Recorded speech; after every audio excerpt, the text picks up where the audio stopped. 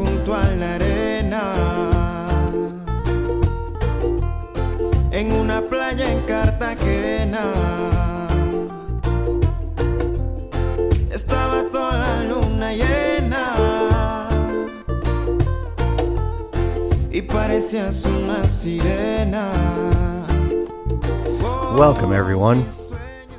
I've changed the format of the episode a little bit this time for you.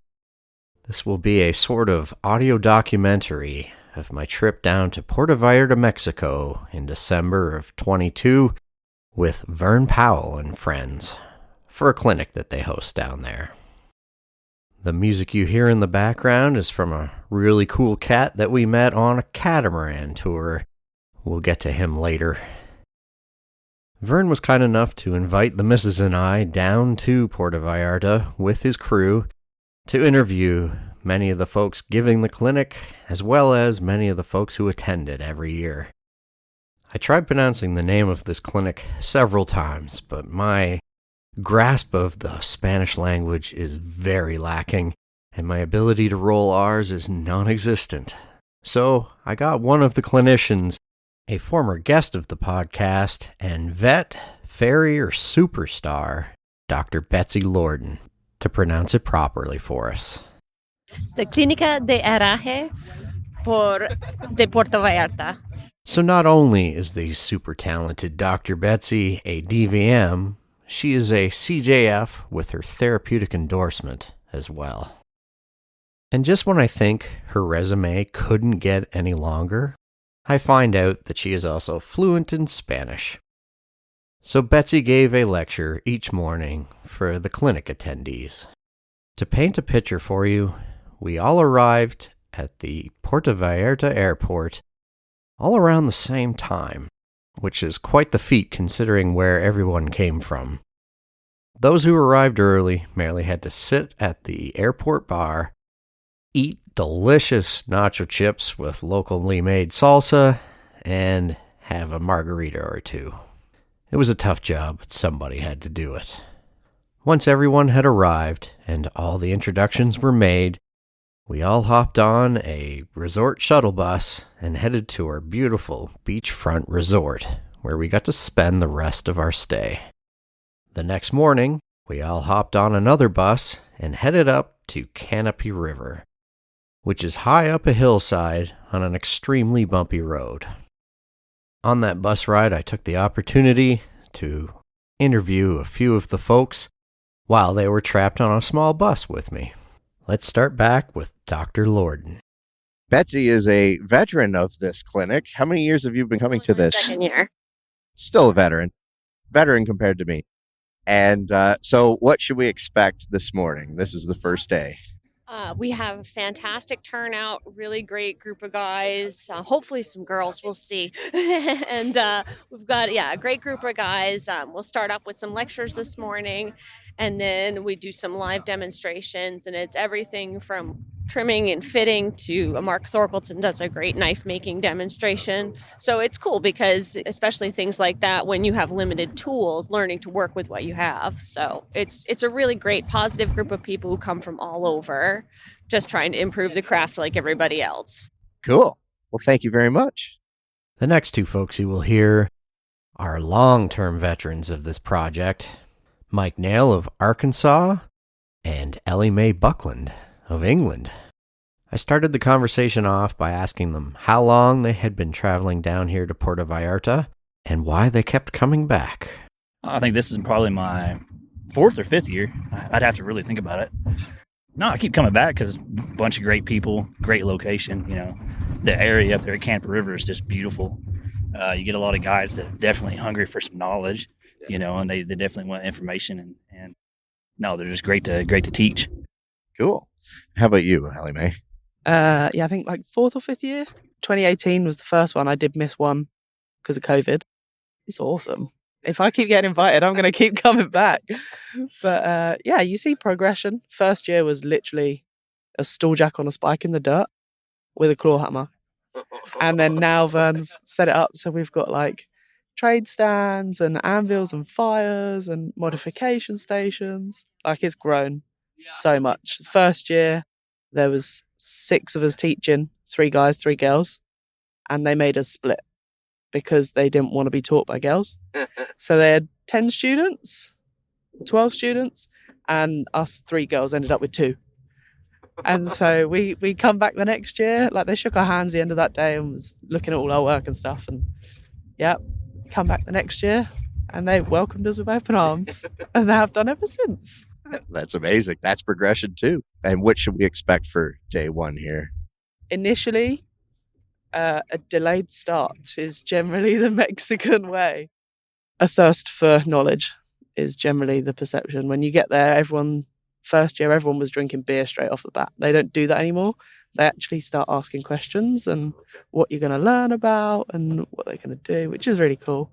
They always say hello if it's a familiar person, which is really cool because you become part of like the family, I guess. Yeah. You're from across the pond. How did you end up part of this whole deal? I actually have no idea. I just got lucky. Yeah. I'd done the exchange in 17 and Vern organised all of that. December 17, I went home. And then I think it was like the May in 18, he messaged me and was like, hey, I'm doing a Mexico clinic. Do you want to come? And I was like, yes. I'll figure out the logistics later. Here you are, several years later. As it turned out, I wasn't the only newbie on this trip. As you heard from Ellie Mae's account, Vern has this uncanny ability to bring strangers together from all over the world, and we all just got along so well, which apparently is not unusual for this particular trip. So here's another one of the fresh faces. My name is Alex Norsworthy. And how did you end up on this bus heading to this clinic? Oh, that was a wild ride. So I went to convention for my first time a few weeks ago and got hooked up with Vern and some of the people. And he said, hey, we're doing a clinic in Mexico. You should come. And I was like, hey, why not? So now I'm in Mexico. And this is your first time out of country, right? I stepped off U.S. soil for the first time yesterday morning. Yes. From what I've heard from Alex and seen online, she has definitely caught the travel bug since this trip. As it turned out, Mustad was a big sponsor of this particular clinic, and one of their reps was on the bus with us on the way up to Canopy River. Hello, my name is Manuel, and I represent Mustad. I'm on the marketing department for Mexico. So, hi, guys. Manuel told me that although he had not been a farrier before becoming a rep for Mustad, attending these clinics had taught him a lot. The clinics are helping me a lot, and also in the previous clinic, I was actually also translating from English to Spanish. So that's the actual day that I learned the most in 5 years, because I was surprised that all the little details that you need to take care of. Next, I spoke to Brad Snyder and Heather Boscheman. Brad is from Manitoba, Canada, and Heather, of course, is from Illinois, and a former guest of the podcast, as well as Vern's partner in crime in their farrier business. I asked them both what the biggest changes or improvements they had seen over the many years they had been hosting this clinic. Real anvils, forges. Shoes too now, like the shoe quality's definitely come up around here, and yeah, just the basic shaping of shoes to feet is the biggest thing I've seen anyways. Like the first year that we were here, there wasn't really a lot of like covering the heels. Like, you know, there's a lot of like missing them by a quarter inch or whatever, and like now you don't really see that, which is awesome. Mark Thorkeldsen, farrier and hoof knife maker extraordinaire, was also on board. But apparently he is not a morning person, and due to the early hour that we left the resort, he was missing one key component to his happiness. Coffee. I spoke to him much later in the day with some caffeine on board, and you'll hear that conversation in a bit. Finally, our bumpy journey came to an end at Canopy River Resort, and Mike Nail was not wrong. It is a beautiful spot. And Ellie Mae's prediction about the late start? Well, that was spot on too. Once we had rounded everyone up into the meeting room, Dr. Betsy started her talk. Buenos días. Mi nombre es Verne. Me Well, Dr. Betsy filled everyone's heads full of information. Vern Powell and I snuck outside so that I could interview the man behind this whole endeavor and hear its origin story. It really just started Heather Bushman and I and my good friend Tyler Volz. He's a certified farrier, but he's a rancher in Nebraska in the Sandhills now. He works 56,000 acre ranch, and he decided he loved cowboying more than he loved shoeing. So he went to the ranch, but they were down here with me. And where we're at Canopy River, they have a lot of different activities, but one of the activities is they call it the Fiesta in the Mountains. So it's a party, literally in the mountains. And they do a small Mexican rodeo, and they do a barbecue, and then show like dancing horses, mariachi band. It's a fun activity. But Tyler wanted to see a bunch of charros, and which essentially Mexican cowboys. And the state that we're in, Jalisco, is very well known for charros. So when he saw this advertised, he said, let's go up there and watch this.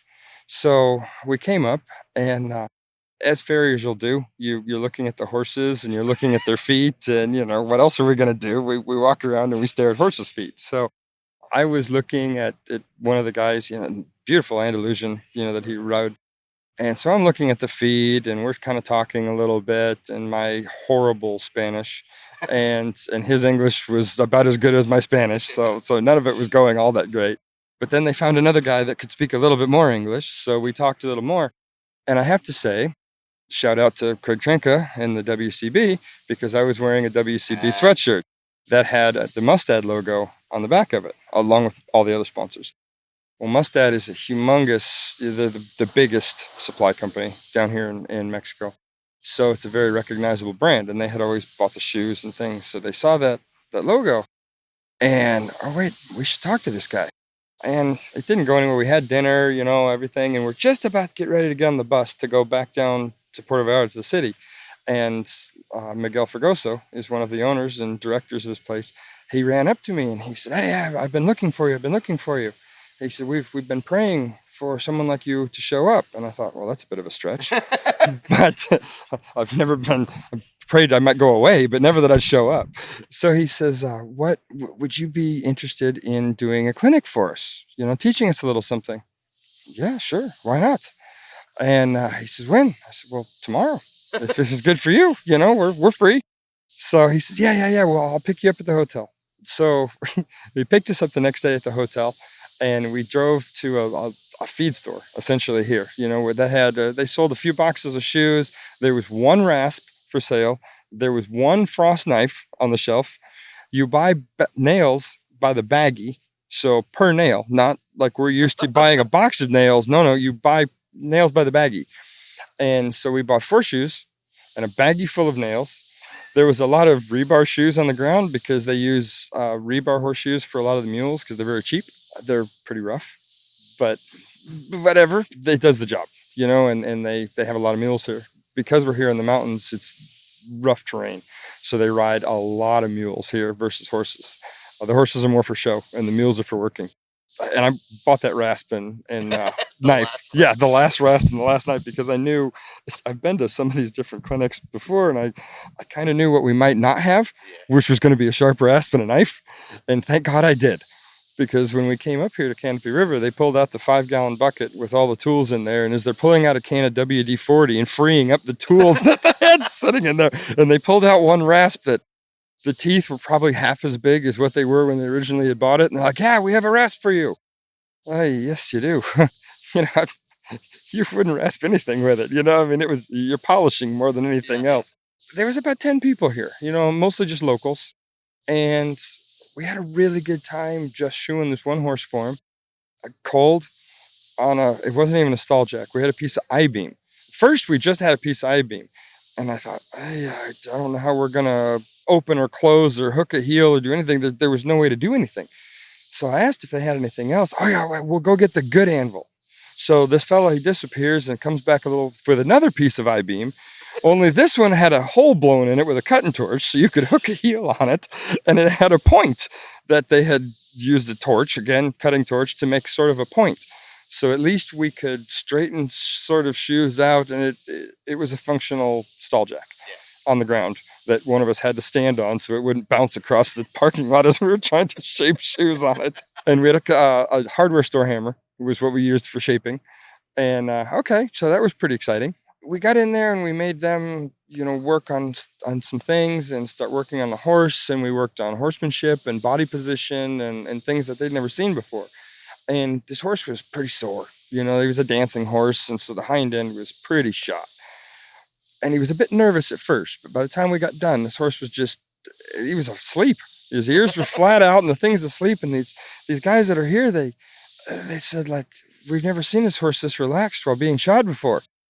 You just had to use a bit more horsemanship, really, is all it boiled down to. And we had one apron that they provided for us. Of course, it was too big for Heather because she's pretty tiny. And so she just toughened up as Heather does, and she went ahead and nailed a shoe on, and this horse pulled a little. Well, naturally, she didn't have an apron on, and the nail stuck her right in the leg. So now she's got a spot of blood forming, and they wanted to run off and get first aid, and this poor girl, this and that, and she just shrugged it off and kept working. They realized now maybe girl farriers were a little bit tougher than what they thought. Well, they'd never seen a girl shoe a horse down here at all. At the end of all this, we had a grand time, and they asked us, will you come down again? Would you be willing to do this again? I said, yeah, let's do this again. So the next year, I had Heather and I, and Mike Nail came. And then I had Ellie Mae Buckland from England. Harriet Young was the first woman to make the English apprentice team. And her partner at the time was Carl White. I trained under Spud Allison, and a really handy guy. So they all came with us. And it was funny that year because the younger generation of farriers here, or I'm not even going to call them farriers because they were still, again, more local. There were some farriers that did it full-time for a living, but then just mostly locals that did their own horses. The younger generation were perfectly happy taking instruction from the girls. The older guys wanted to show how well they could shoe a horse. We had to actually go off around the corner and out of sight of the girl clinicians. And they started shoeing this horse, and they were very proud of it. And Mike Nail and Carl and I are looking at each other thinking, who's going to tell them that maybe you should cover a heel? Like, these are sort of important things. And so, okay, we said, well, hang on, buddy.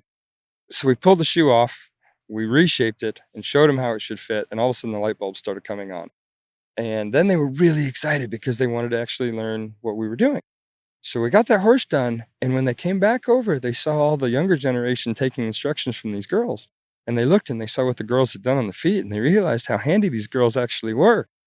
And it was really cool because after the whole clinic was over, they stood up and they actually apologized. And they said, we did not realize how talented you girls were, and we're very embarrassed that we weren't willing to take instruction, which is humongous in a very machismo culture. Yeah, that's saying a lot. That was huge. And after that, it's just snowballed.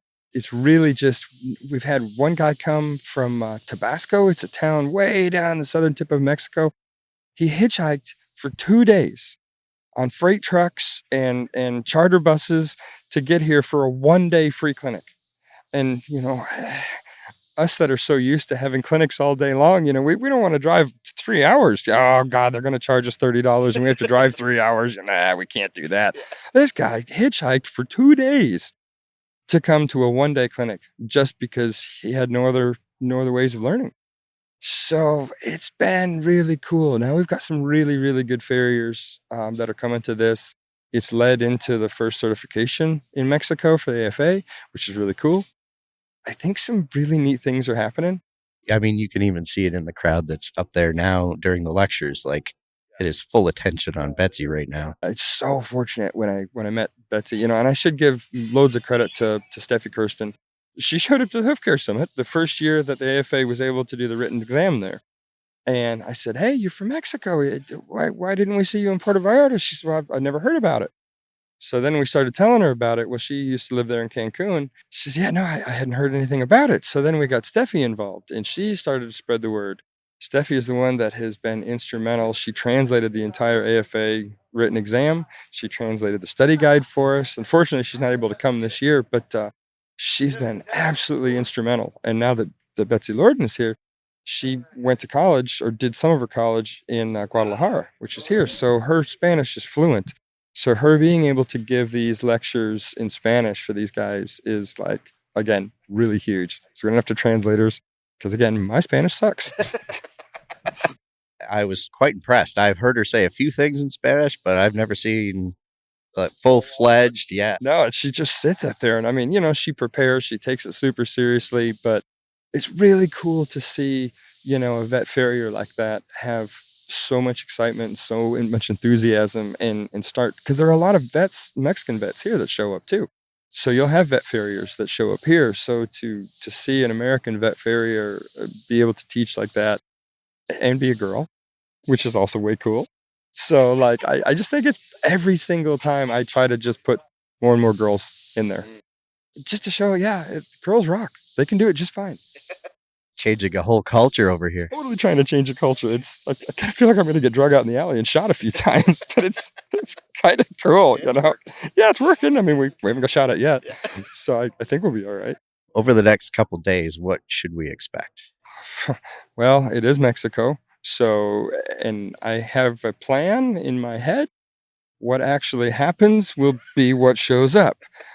Equipment is always a struggle. There's a lot of guys that fly in because distances are so great. It's 15 hours from Monterey. And we've got loads of farriers here from Monterey and from, like I said, all over parts of Mexico. So hopefully some of them have brought their own equipment.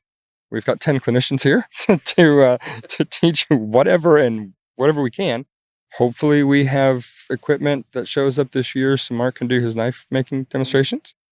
Some years it's awesome, and some years we just have to adapt and change gears, and we teach things that we didn't plan on teaching, but it all works. They don't know what the plan was, right? And they're happy to learn whatever it is that we're learning. So even if we have to change gears and just do other stuff, all the clinicians that come down here, like I'm so fortunate and blessed to have so many great people come down here with me. I couldn't do it. I just kind of put everybody together and let them do their thing. I'm not actually good at any of this. But that's a talent in itself. Just seeing you try to get everybody on the bus in the morning or into the rooms yesterday. I mean, there's a lot. Yeah. Yeah. No, it's herding cats. It's trying to make sure everybody that's, is in the same place and kind of trying to work. And again, here at the clinic this morning, just getting them all up to the lecture hall and making sure everybody's here. And again, my Spanish is terrible. So trying to just kind of get everybody in there is a feat in itself, but it's really cool to sit back and then watch it work.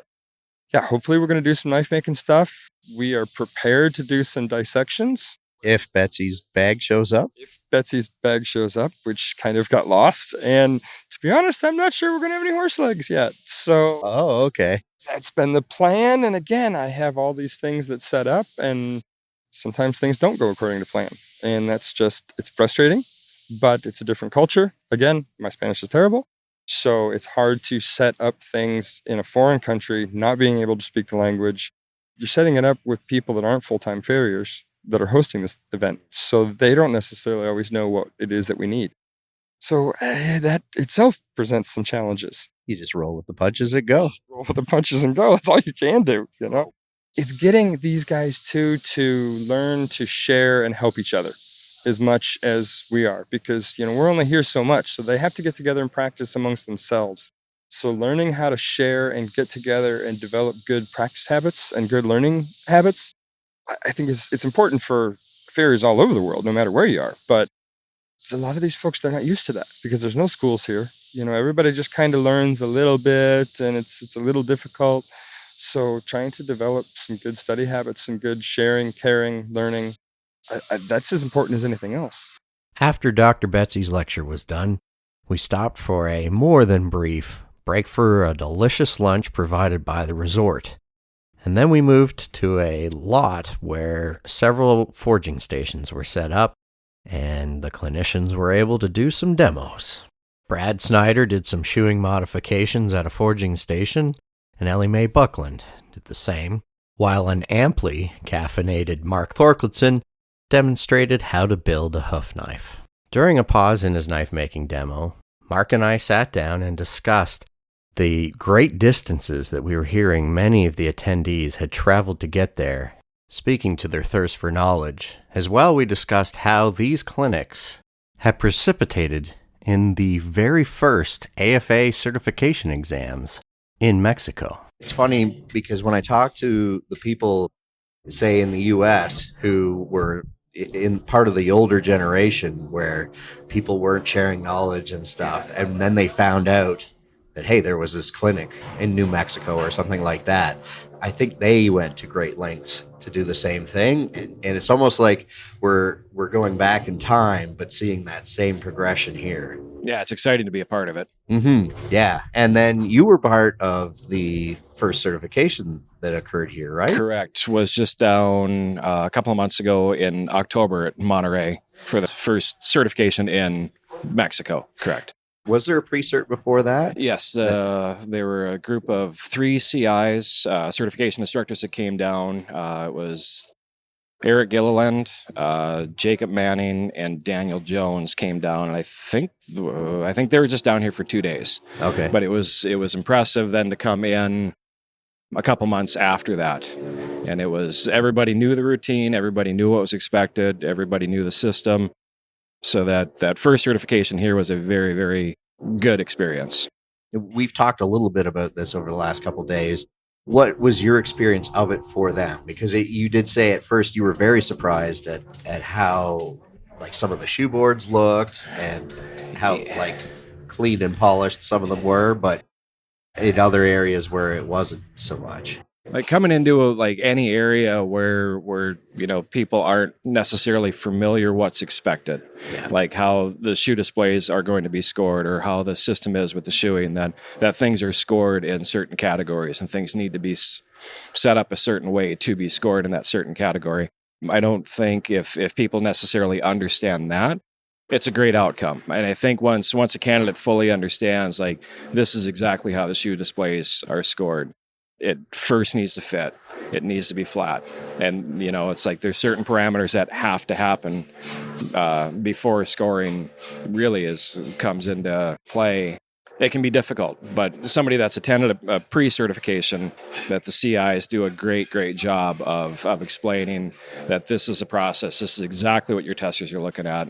And if you do these things that are explained in this book, it will be much more straightforward. Yes. So coming into a new area where there has not been a certification and a lot of candidates, it was 100% certified candidates. And I believe 100% of them had not done any AFA testing previously, not knowing if they were going to fully understand right what was expected. That where do you think the weak parts were? Definitely the written exam. Yeah. Yep. And I guess a lot of that is the translation issues, right? The translation issues. And I think if that was, the textbooks, we've got 2 textbooks that the whole written exam is taken out of. And then one of them has not been translated to Spanish. So right. That makes it quite difficult. And then even here yesterday, seeing that how the farriers here are trained, seems like a lot of tradition. Seeing a lot of very, very young people here with their dads. Yep. Are they just getting information that's handed down and not going in the textbooks? Right. So that's going to be a huge leap. Mm-hmm. Yeah. And I have heard, because culturally throughout Mexico and South America, farriers are notoriously underpaid for their work. It's not considered as important, I guess. Okay. And so to buy a textbook is a huge outlay for them. Especially one that you can't read. Yes. Right. Yeah, that makes all the difference. Yeah. So the study guides, I noticed you have a stack of Spanish study guides. Is that a new? Yeah, I believe they were just translated here in the last year. Okay. Yeah. And just trying to make that transition to making this easier to understand. The plan going forward, there will be another pre-cert here. Do you know what the next steps are?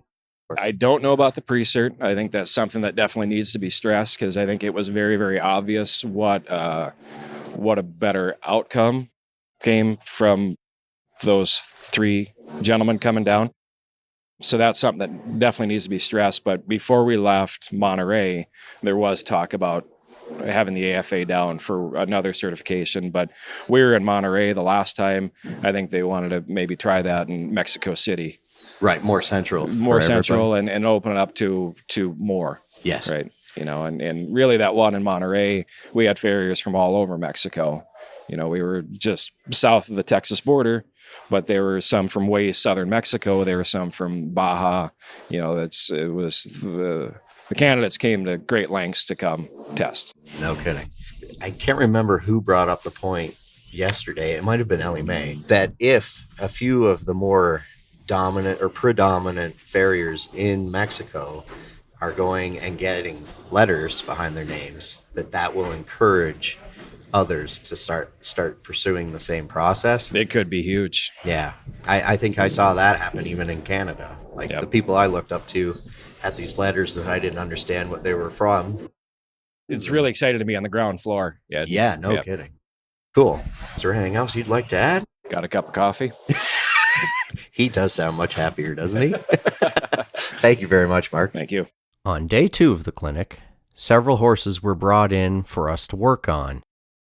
The attendees would volunteer to trim and shoe a foot, and we as the clinicians did our best to guide them through the process, using the AFA certification guidelines as the prescription. While some of us could translate, most of us could not, and there were thankfully several volunteers from the crowd who did the translations for us. One of them is this gentleman you'll hear from next.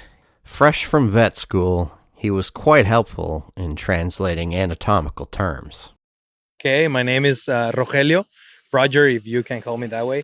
I'm from San Luis Potosí, Mexico. I'm a young vet, and I'm doing this workshop because I wanted to learn about it.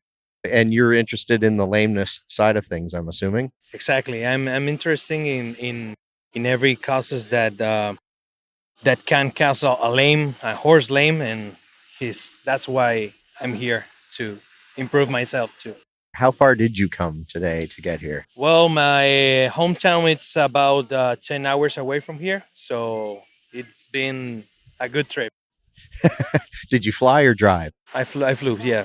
So you're just fresh out of vet school, right? When did you leave vet school, if you don't mind me asking? No, it's okay. I just finished my studies on August this year, so it's out of the oven, you know what I mean? Like, yeah, it's fresh. It's fresh. So how does that work for you? Are you practicing already now, or are you looking for people to work with, or how does that work? Well, I'm open in every possibilities and everything that it could happen.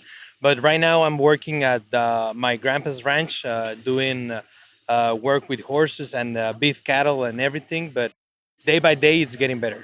Cool. Yeah, that would be the perfect place to learn, right? Yeah. So if you messed it up, it's not a big deal. You know what I mean? Like, yeah, exactly. Now, you've done a great job so far today translating for everybody. How hard is that to do on the fly? I guess it helps that you know a lot of the anatomy and things like that, right? It helps a lot. I mean, I am learning twice or even more times doing translation, because it's hard for me to hear in Spanish and then translate in English and otherwise. And so, but yeah, it's good for me, because that's makes me be aware of what I have to do. And when you did your studies, that was here in Mexico? Yes, I made my studies in the university in San Luis Potosí. I wanted to do a degree in over United States or wherever I can go. The studies will continue. Yeah, as they always do, right? Yeah.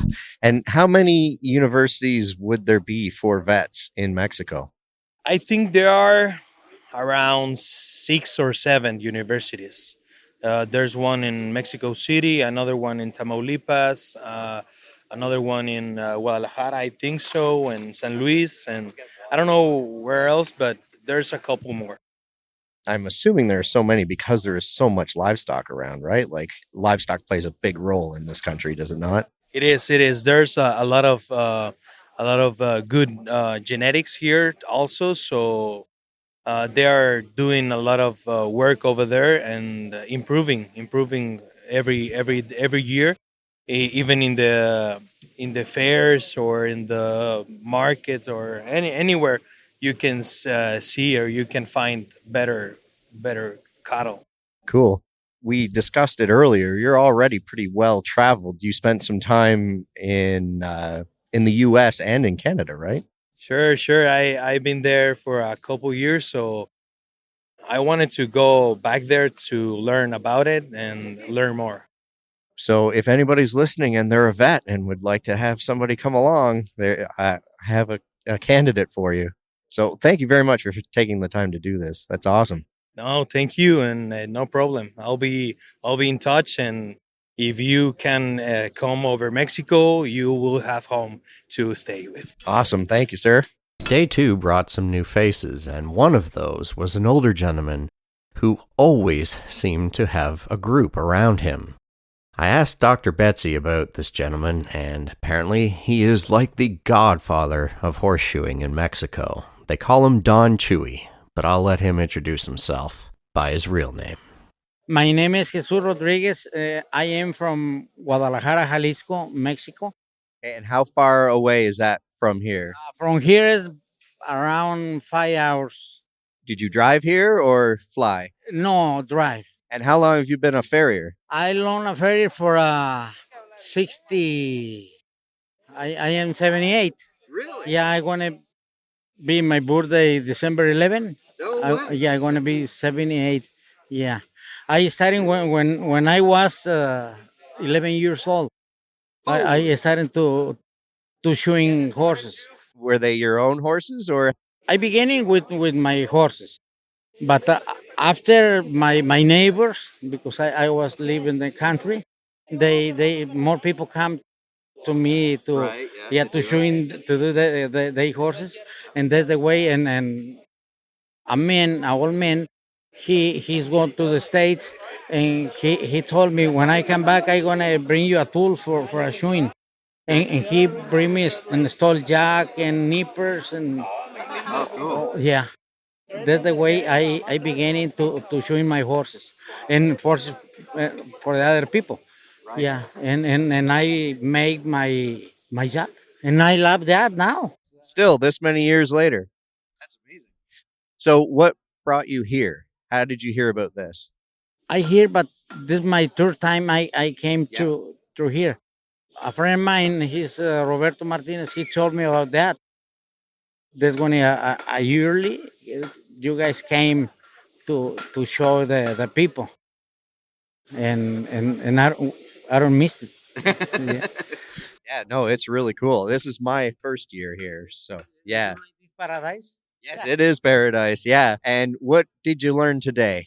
Did you learn anything new today? Yeah, I learned a lot because you guys are big times.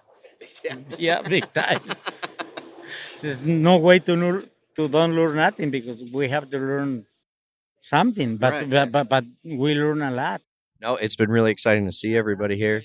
You guys came and free.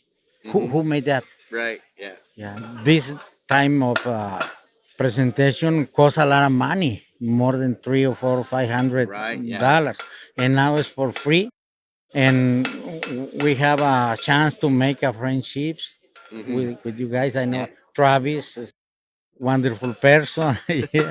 Mark. Well, thank you very much for doing this. It's been a pleasure to meet you.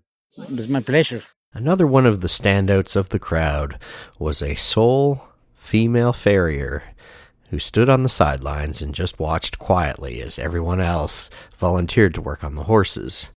But Betsy, Ellie Mae, Alex, and Heather were having none of it. And they got her in on one of the horses, and she got to hot shoe for the first time ever. With the help of Dr. Roger, I was able to ask her a couple questions.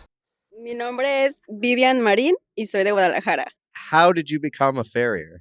De donde yo soy, o sea, no se hace el trabajo. Where she is from, there doesn't do good horseshoeing, so she was interested in doing by herself a good work, and here she is. Vivian went on to explain that she'd won a draw at the last clinic she'd attended, and that prize was a course at a shoeing school in Colombia. She was looking forward to learning how to hot shoe there, but thanks to the women clinicians, she was able to do her first hot fit ever at the clinic. Now, this episode would not be complete without a conversation with the people you are about to hear from next. Miguel, Alejandro, and Alex all helped to run and manage the Canopy River Resort. As you will hear, it started out as an idea amongst 35 farmers who wanted to create a business that would allow their families to stay at home and not have to seek work elsewhere in the world. Okay, so I'm standing here with three gentlemen who run and own the resort, right? Something like that. Something like that. I will get you each to introduce yourselves. Thank you, my friend. My name is Miguel. Well, I've been this sixth, edition of the clinic. Yeah. So we met Travis here in the fiesta in the mountains, and well, he asked us about who was shoeing our horses. So we were a little embarrassed because we haven't done it as well as it has to be. Right. But in these 6 years, we are improving so much. And we are very thankful with all you guys coming from US. Thank you. And your name, sir? So my name is Alex, and I met Travis that time too, and he started talking to us about the horses and about the shoe and all that. Yeah. And honestly, we learned a lot from that, and I believe horses are more happy than what it was before that, and so happy to have them again right here.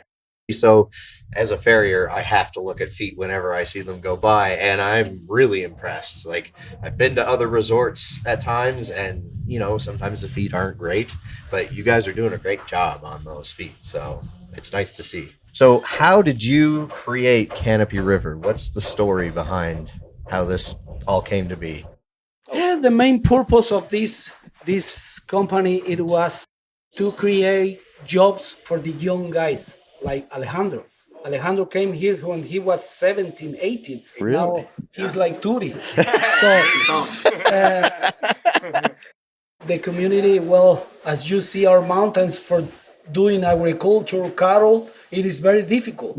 So income, money for families, it was very, very difficult. So there was a bunch of strong men that they were looking for something different. Mm-hmm. And as soon as they were looking that in Puerto Vallarta come many flights from US, tourists, Canada, and big cruise ships. So we were doing like a rain of ideas. And well, we finally found the zip line. Right. It was a very good idea, very successful, because our Quale River Canyon, it is perfect for that. No kidding. Yeah. See, yeah. So can you imagine to be a farmer and a businessman? It is a long distance. No kidding. Yeah. But we were learning little by little. Thank God we have now over 100 employees. Wow. Yeah, we have 3 offices in the city, 3 pickup points. Well, we've learned so much, and we like this kind of helps for the community, like the clinic, because you guys don't charge any money. You spend your time, your knowledge, and we are very thankful with you guys. Well, we appreciate you too. Thank you.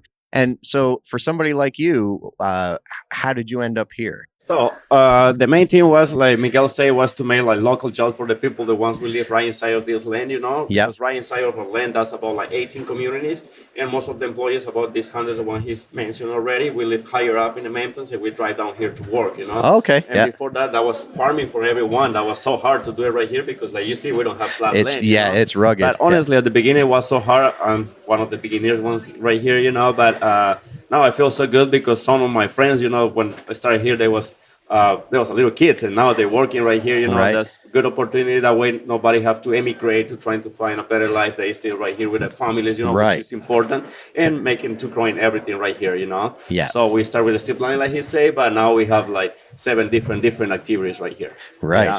And honestly, for me, that changed my life. I never believed that I'm gonna be here one day. When I went to school, Yeah. I took English, but I don't even care about it, because I was thinking to go and work in my farm, Right. I'm not gonna talk to the cows about English, or to my horses, And now you have bilingual horses and now cows. I try a little bit, and which is and better, your English is way better than my Spanish.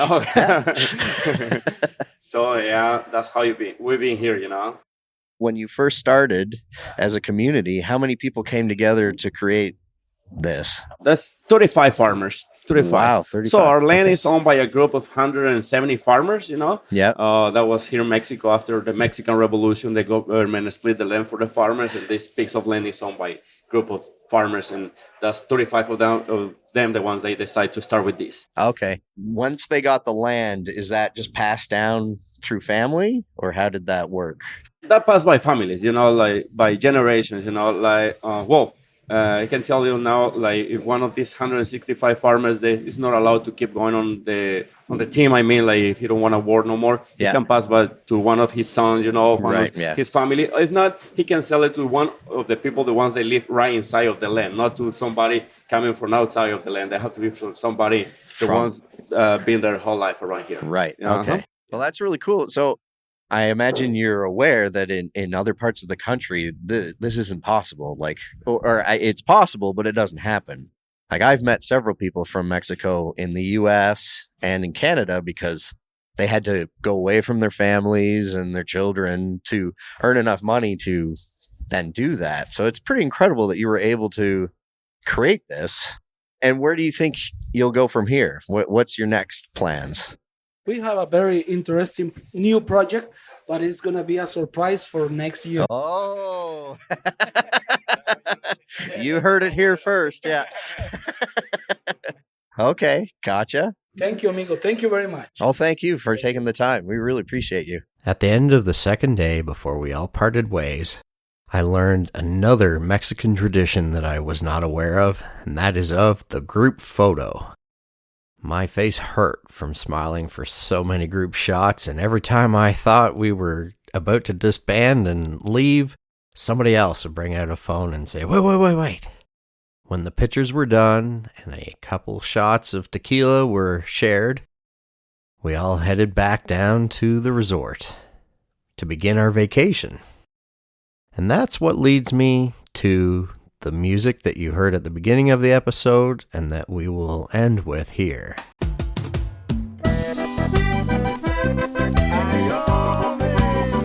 For our first official day of vacation, Vern had arranged a catamaran tour where we got to see whales, go snorkeling, and have a pretty nice lunch on a remote beach.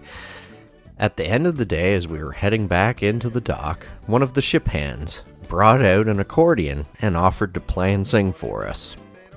That is this gentleman right here.